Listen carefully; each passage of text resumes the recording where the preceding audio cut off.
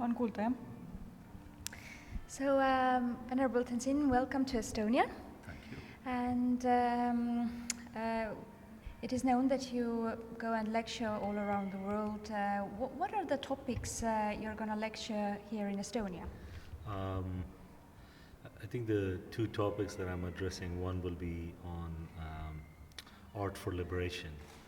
I believe that's tomorrow. And then the other topic is going to be on Buddhism, emerging minds and emerging technology, which will speak of the contemporary intersection between contemplative tradition and modern science. So I know that you have also studied upon the ethics of all this,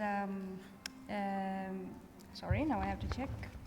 So it was like, yes, the ethics of mass communication and all that. So what is the situation there, in your opinion? Are all the rules broken, or is there any ethics left?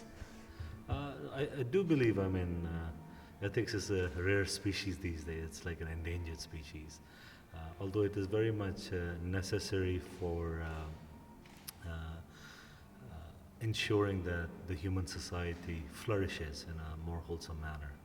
And when we speak of ethics, traditionally we have talked about ethics as don't do this and don't do that.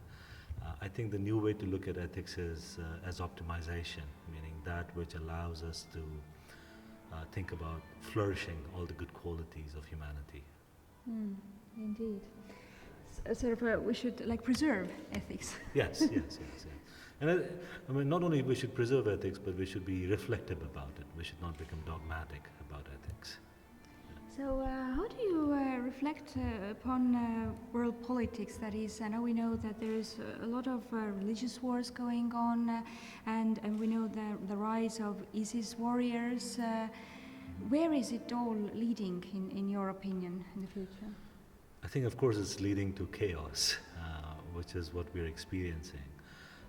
I think all the wars are simply signs of discontentment in the larger population in the world. And I think what religion needs to do is create more avenues for dialogues. That I think religion, with all its power of compassion and kindness, if religious leaders can get together and ensure that we have more clear and transparent conversations, I think then there is some good news. There will be good news. So there is a dialogue possible with ISIS warriors, you think? I believe so. I believe as human beings, dialogue is more often possible than not. But we have to hear both sides of it. That's what the importance is. Meaning, of course, some of it is just driven by destructive mindset, but other part of it is to understand they're also suffering, meaning they're not enjoying what they're doing. And so to have some conversation around what is it that they really wish to have. Okay. So the other, of course, the major theme right now, at least here in Europe, is the theme of migration and multiculturalism, and it's been a major topic also here in Estonia, because also we should take now additional immigrants here, and actually there's quite a bit of opposition and even fierce opposition towards that. So should we Estonians, for example, be more tolerant towards other races, or is this fear normal? Well, fear is never normal as far as the Buddhists are concerned. I think one thing that we should be clear about that is migration is an age-old tradition.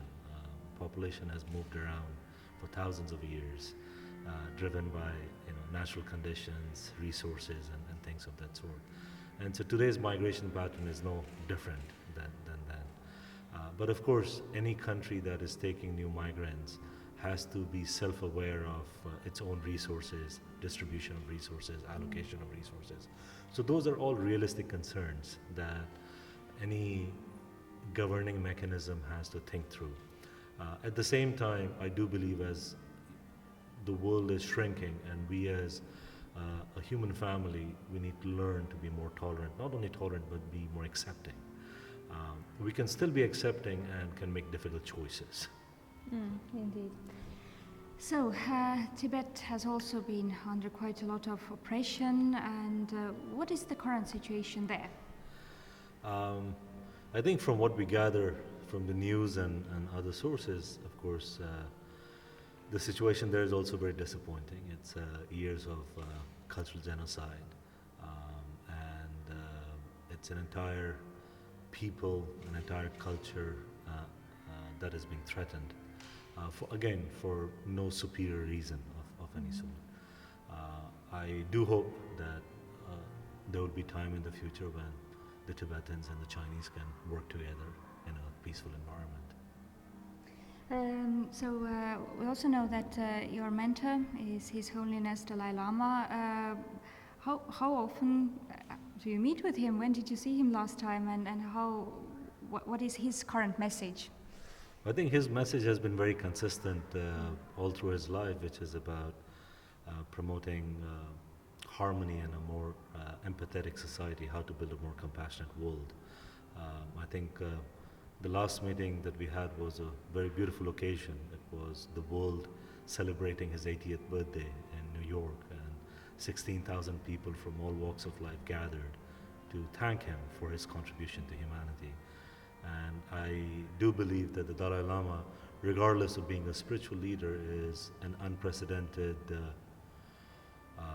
global icon and global leader, much needed, and his message is much needed today as well. Absolutely. So, what is your life motto? To be of service. I believe if I can be an instrument for just one good thing in life, that would be a well-lived life. Is it also your recipe for happiness, or is there another recipe for happiness? No, I believe that is also the recipe for happiness. I think increasingly we are finding that human beings are happiest when they live a life of meaning and purpose. And wherever it is that we are able to derive that sense of meaning and purpose, we'll be happier.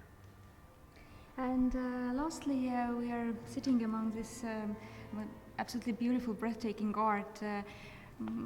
What do you think, how often people nowadays take the time and look at such art pieces and think about the themes and the topics? They're not taking out enough time as they should be taking. I think if they did take out enough time just to be here in this environment, to sit in quietness, to look at art, I think it'll do good for their mind.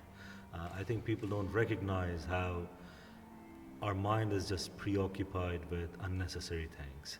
And looking at art, looking at beauty, being in sort of this still mode with beauty is very healthy for the mind, and it's very healthy for gaining a kind of perspective in life that people are often lacking.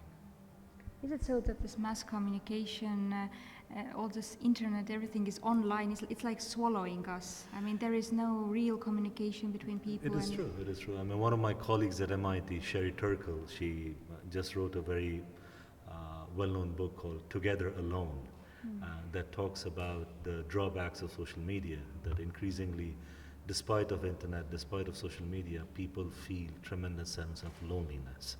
People feel being alone. And it's an irony, it's the unintended consequences of social media and mass communication.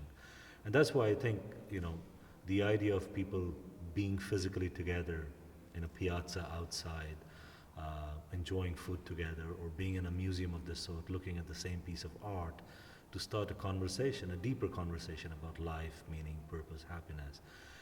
These are the things that art is supposed to trigger. These are the things that beauty is supposed to trigger. And then they can, of course, comment about it on social media, but social media should not be the beginning of conversation. It should be just one of the aspects. I absolutely agree. Thank you very much. Thank you.